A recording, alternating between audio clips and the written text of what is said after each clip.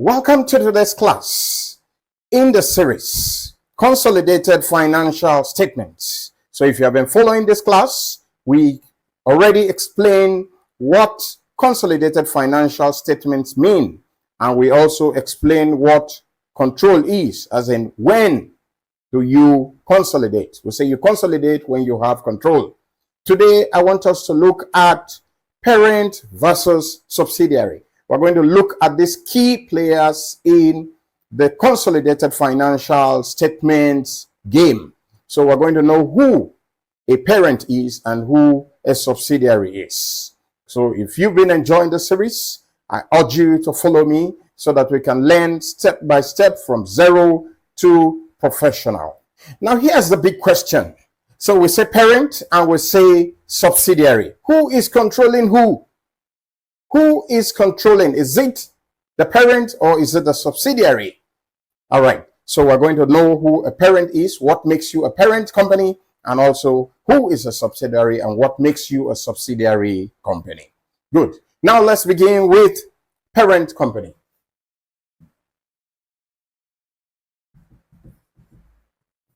Good. Now, a parent company is a company that controls another company. Now, we are not talking about percentages. We are talking about control. So if you are able to control another company, if you control another company, then we say that you are a parent company. We've already explained what control means, but just a recap, let me explain again what control is. Usually, the rule of thumb is that if you own above 50%, control is assumed, but sometimes you don't have it. And sometimes you don't actually have up to 50% before you have control. But it is presumed that once you have above 50%, we presume that you have control. So if you don't get this definition right, if you keep looking at percentages, you may have problems in the exam. As I said, a parent company is that company that controls another company. And what is control? Control, as I explained in the previous class, I said there are three things which I call PEA. One, the P, you must have power over the investee. And I say power means the ability to appoint directors and to remove directors, and also to implement policies, to form policies, and to insist that those policies must be complied by the company. So that is power over the investee. Another one is you are exposed to variable returns, like getting dividends. Okay? And these dividends are variable. It's not a fixed income. You are not paid a salary. It's not a fixed salary like an investment manager gets a fixed salary. No. You're exposed to variable returns. And thirdly, we say you have the ability to affect these variable returns. You have the ability to affect it. How do you do it?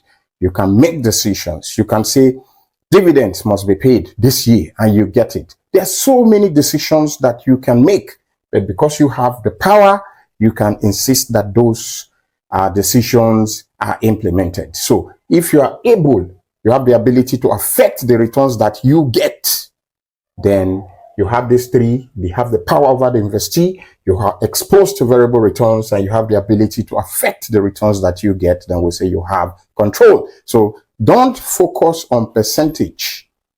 If you are focusing on percentage, you'll be looking at above 50, 51, 52, down to 100. No, that is not how we do it. Sometimes, in the exam especially, you might have a company that has less than 50%, and they have control because they have these three things. So focus on power over the investee, exposure to variable returns, and ability to affect those returns. That is control. So focus on control, not on percentage. Next, we're going to look at who is a subsidiary. We have known what a parent company is. Now we want to ask ourselves, who is or what is a subsidiary? So a subsidiary company. A subsidiary company is a company that is controlled by another company. If a company is being controlled by another company, then that company is a subsidiary. Good. Simple as that. So to summarize, A parent company is a company that controls another company called the subsidiary. And we say control has to do with three things: power over the investee and exposure to variable returns of the investee and the ability to affect those returns. That is control. Now, why does the relationship between the parent company and the subsidiary matter? Why does it matter?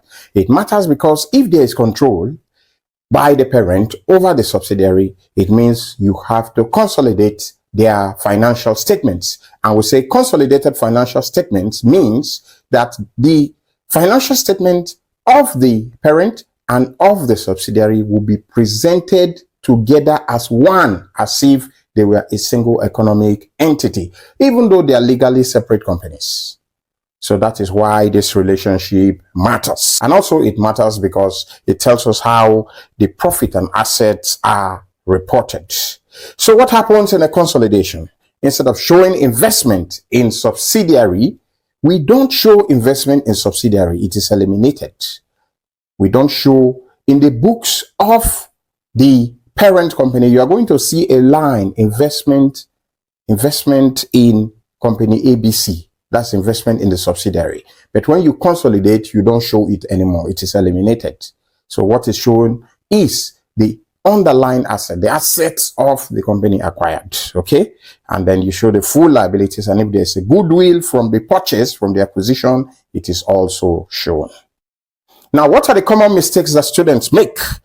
Students think that parents only report to share. They think that parents only report their own share only. No, that is not how it works. The parent reports 100% of the subsidiary results, and then they make adjustment for NCI. So if you own 80%, you are not going to report 80%. No, you are going to report 100% because you have control. You control the entire company. Yes, but when it comes to adjustment, you have to make adjustment for NCI. NCI is that percentage that does not belong to you. So we're going to treat that. So keep following. If you have not followed, if you have not subscribed, we urge you to do so, and so that you don't miss the next class. So remember, let's do a quick recap. Parent company controls another company. Subsidiary is controlled, is a controlled company, and control means key factors, not just ownership, which is power, exposure to variable returns, and ability to affect those returns. So a group is treated as one entity. A group is made up of the parent company and its subsidiaries, and it is treated as one when preparing consolidated financial statements. So in the next lesson, we'll go deeper into group structure and ownership, and we'll look at direct and indirect holdings. My name is Echala Okori. I am the Finance Simplifier.